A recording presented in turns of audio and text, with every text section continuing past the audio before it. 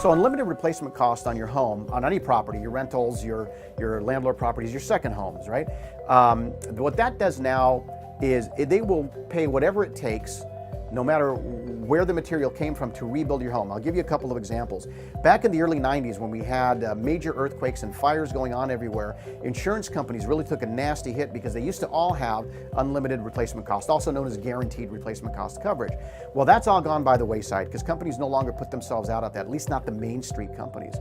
But we have a few high net worth companies that will replace your home unless it's in the middle of a wildfire or fire caused by an earthquake, with only those two circumstances. Any other reason your house is gone, right, is damaged beyond repair, they will replace it without regards to the cost. So for example, let's say you have a specific type of Italian marble from a specific mountainside in a city in Italy.